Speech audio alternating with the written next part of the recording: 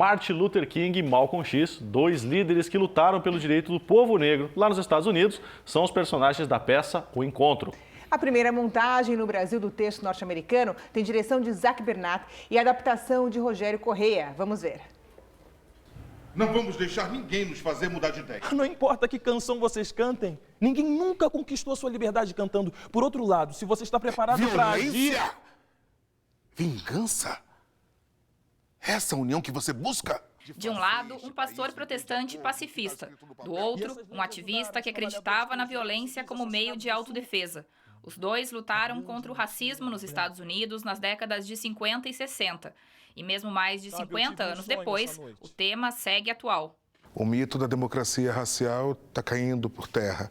Hoje as pessoas estão se assumindo racistas, misóginas, LGBTfóbicas e nesse momento, cada vez mais, a necessidade de a gente tocar nesses assuntos, né? Essa questão da necessidade das minorias políticas se agruparem, conversarem, unificarem o discurso, essa necessidade de se integrar enquanto povo, se reconhecer enquanto tal, tudo isso está muito latente. Muita gente não conhece, inclusive, muito Malcolm, né? O Martin, todo mundo fala muito na questão dele, do amor, né? Ele era muito influenciado pelo Gandhi e por Jesus.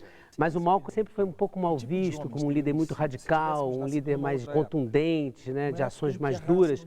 Mas, na verdade, eles são complementares. Criada há mais de 30 anos pelo escritor norte-americano Jeff Stetson, a peça traz uma situação fictícia. Na vida real, Malcolm X e Martin Luther King se esbarraram por poucos minutos num breve aperto de mão.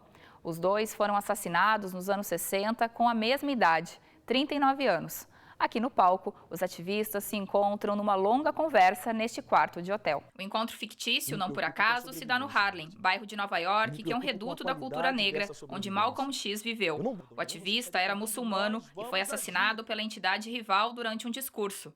Teve uma vida turbulenta desde a infância, quando ficou órfão. Toda vez que uma mulher negra for aterrorizada por um branco, debaixo de um capuz branco, nós vamos agir. Na adolescência ele vai entrar no vício de drogas, ele vai se tornar um pequeno ladrão, né? Mais tarde ele entra na vida gangster e isso faz com que ele acabe sendo preso, mas na prisão ele se converte ao islamismo e depois a trajetória dele sofre mais uma guinada. Tem uma hora que o Malcolm chama o Martin para a escada de incêndio para olhar o Harlem e entender da onde ele vive. E ele faz uma referência ao topo da montanha que o Martin falava, que ele chegou no topo da montanha. Pode não ser o interior, reverendo, mas existem algumas coisas que você pode amar mais do que a terra. Como as pessoas que vivem nela. No espetáculo, a conversa entre os dois personagens é acompanhada por uma trilha sonora ao vivo, com canções de protesto de Joan Baez e de Nina Simone, voz do movimento negro pelos direitos civis nos Estados Unidos.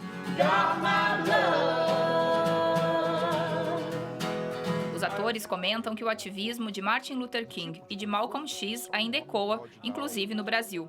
Eles contam quais líderes do movimento negro brasileiro gostariam de ver interpretados no palco. Sou apaixonado por Abdias do Nascimento. Da arte, da política institucional, Abdias do Nascimento e Dona Ruth de Souza. Eu acho que o Abdias é um bom nome assim, para pensar como que a arte transcende os seus limites e pode ter um alcance social. Você tentou fazer com que os brancos parassem de nos odiar. Eu tentei impedir que nós odiássemos a nós mesmos. Nós provavelmente seremos mortos por aqueles que tentamos ensinar tão arduamente.